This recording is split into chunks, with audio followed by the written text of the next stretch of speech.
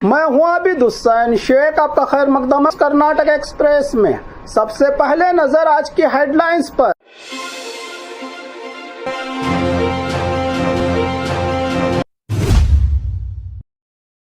Gulbarga central jail से 3 कैदी फरार, सिक्योरिटी पर उठे बड़े सवाल।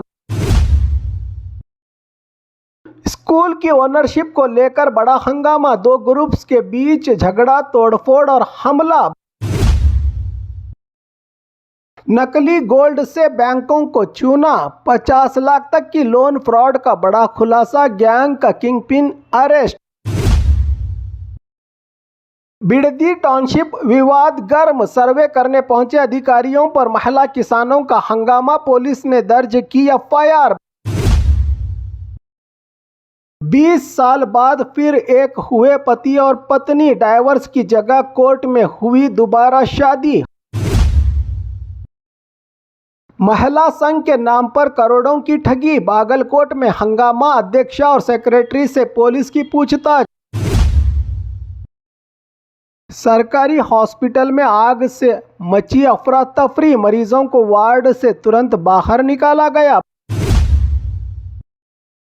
यादगीर में हैरान करने वाला खुलासा, 16,000 से ज्यादा गर्भवतियों का रिकॉर्ड गायब, महिला आयोग ने मांगी हाई लेवल जांच। परमानेंट रेसिडेंस सर्टिफिकेट के लिए एप्लीकेशंस शुरू, ऑनलाइन और ऑफलाइन दोनों सुविधा है मौजूद। अब खबरें विस्तार से। गुलबर्गा सेंट्रल जेल से 3 कैदी फरार, सिक्योरिटी पर उठे बड़े सवाल। गुलबर्गा सेंट्रल जेल से 3 सजा काट रहे कैदी देर रात करीब 3 बजे जेल की कंपाउंड वॉल फांद कर फरार हो गए। फरार कैदियों की पहचान संतोष, मस्तान और सागर के रूप में हुई है। तीनों बीदर के एक मर्डर केस में सजा काट रहे थे जेल में। घटना के बाद पुलिस विभाग अलर्ट हो गया है और police commissioner doctor Sharanappa SD ने जेल पहुंचकर सिक्योरिटी और पूरे मामले की जांच शुरू कर दी है। फरहाताबाद पुलिस स्टेशन में केस दर्ज कर लिया गया है और फरार कैदियों की तलाश तेज कर दी गई है। इस घटना के बाद जेल की सिक्योरिटी और सिस्टम पर गंभीर सवाल खड़े हो गए हैं। स्कूल की ओनरशिप को लेकर बड़ा हंगामा, 2 ग्रुप्स के बीच झगड़ा, तोड़फोड़ और हमला। बेंगलुरु के थनीसंद्रा के नारायणपुर इलाके में एक स्कूल की ओनरशिप को लेकर 2 ग्रुप्स के बीच जबरदस्त टकराव देखने को मिला। वायरल वीडियो में सुमर इंटरनेशनल इस्लामिक स्कूल और मदरसा कैंपस में घुसकर कुछ लोगों ने तोड़फोड़ की, खिड़कियों के शीशे तोड़ दिए और स्टाफ पर हमला करने का आरोप लगा है। बताया जा रहा है कि जमीन की ओनरशिप को लेकर ओरिजिनल और फेक डॉक्यूमेंट्स का विवाद चल रहा है। दोनों तरफ से एक दूसरे पर हमले और जबरदस्ती कब्जा करने की कोशिश के आरोप लगाए गए हैं। मामला पहले ही से कोर्ट में भी विचाराधीन बताया जा रहा है। कटनूर पुलिस ने दोनों पक्षों की शिकायत पर एफआईआर दर्ज कर ली है और कई लोगों को हिरासत में लेकर जांच शुरू कर दी है। पुलिस पूरे मामले की तहकीकात में जुटी। नकली गोल्ड से बैंकों को चूना, 50 लाख तक की लोन फ्रॉड का बड़ा खुलासा, गैंग का किंगपिन अरेस्ट। शिमोगा पुलिस ने नकली गोल्ड रखकर बैंकों और कोऑपरेटिव सोसाइटियों से लाखों रुपयों का लोन लेने वाले एक शातिर गैंग का पर्दा फाश किया है। इस मामले में तीरथहल्ली के राहुल और लोकेश को गिरफ्तार किया गया है, जबकि कुछ अन्य आरोपियों की तलाश जारी है। पुलिस के मुताबिक गैंग पंजाब से मंगवाए गए नकली ज्वेलरी पर फेक 916 हॉलमार्क लगाकर गोल्ड लोन लेता था। ज्वेलरी में सिर्फ 10 से 30% असली सोने की कोटिंग होती थी, जिसकी वजह से सिर्फ एसिड टेस्ट करने वाले बैंक धोखा खा जाते थे। शुरुआती जांच में पता चला है कि गैंग ने 700 ग्राम तक नकली गोल्ड गिरवी रखकर लगभग 40 से 50 लाख का लोन हासिल किया। Punjab national bank, Indian overseas bank, DCC bank और कई सहकारी कोऑपरेटिव सोसाइटियों को निशाना बनाया गया है। इस गैंग की ओर से पुलिस का कहना है कि इस फ्रॉड के पीछे इंटर स्टेट रैकेट का भी कनेक्शन सामने आया है। मास्टरमाइंड की तलाश जारी है। जांच आगे बढ़ने के साथ और भी बैंक फ्रॉड के मामले सामने आने की उम्मीद जताई जा रही है।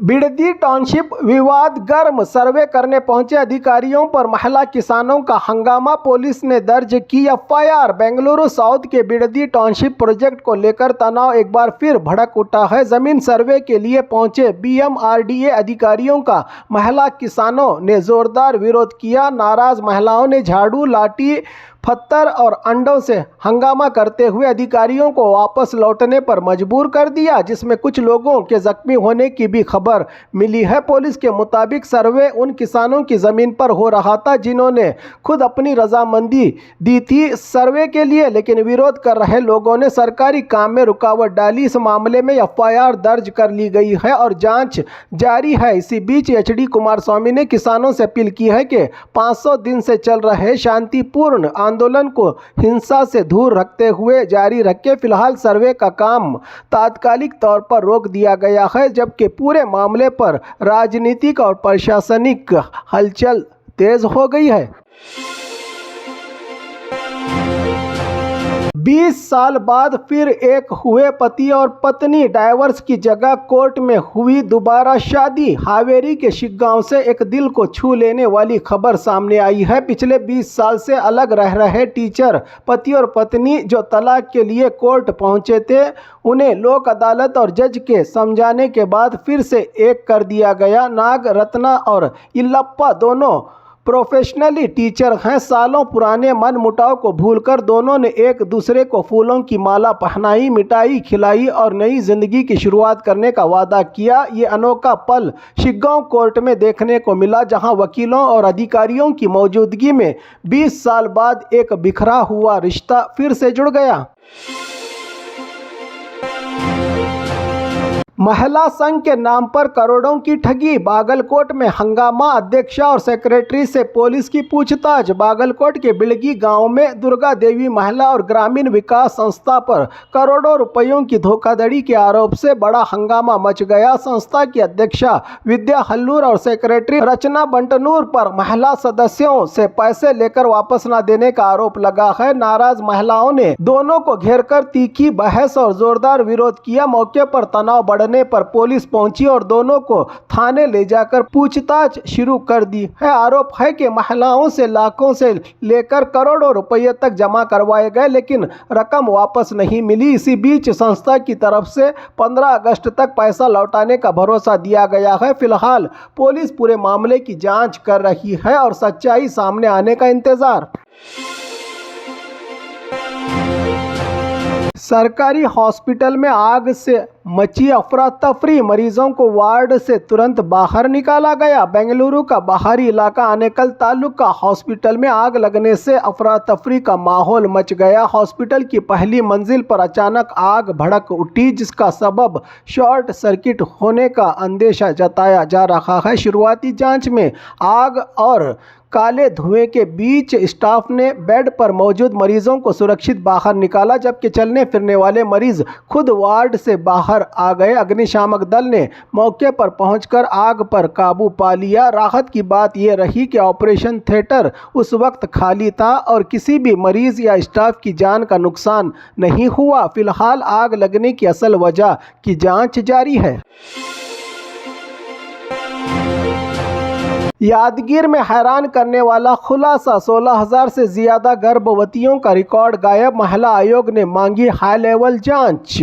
यादगीर जिला से एक चौंकाने वाली रिपोर्ट सामने आई है। राज्य महिला आयोग के मुताबिक 5 सालों में 53,595 प्रेगनेंसीज दर्ज हुई हैं, 35,424 डिलीवरीज और 2,055 ऑपरेशन रिकॉर्ड में हैं, लेकिन 16,000 से ज्यादा गर्भवतियों का कोई स्पष्ट रिकॉर्ड नहीं मिला, जिससे गंभीर सवाल खड़े हो गए हैं। साथ ही डॉक्टर की प्रिस्क्रिप्शन के बिना ही ऑपरेशन की गोलियां बिकने के आरोप भी सामने आए हैं। इस मामले को गंभीरता से लेते हुए महिला आयोग की अध्यक्षा डॉक्टर नाग लक्ष्मी चौधरी ने 15 दिन के अंदर पूरी जानकारी और रिपोर्ट मांगी है हेल्थ विभाग से। फिलहाल हेल्थ डिपार्टमेंट और डिस्ट्रिक्ट एडमिनिस्ट्रेशन को नोटिस जारी किया गया है। मामले की गहराई से जांच के बाद ही पूरी सच्चाई सामने आने की उम्मीद जताई जा रही है। परमानेंट रेसिडेंस सर्टिफिकेट के लिए एप्लीकेशंस शुरू।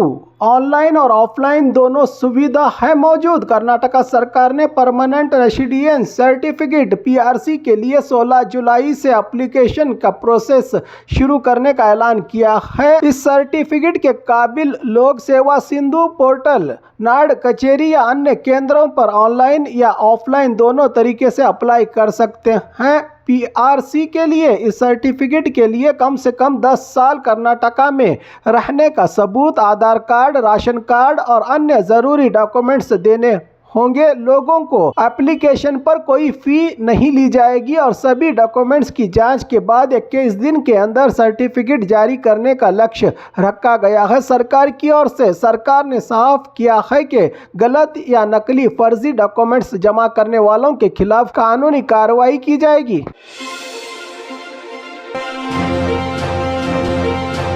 और खबरों के लिए देखते रहिए कर्नाटक एक्सप्रेस।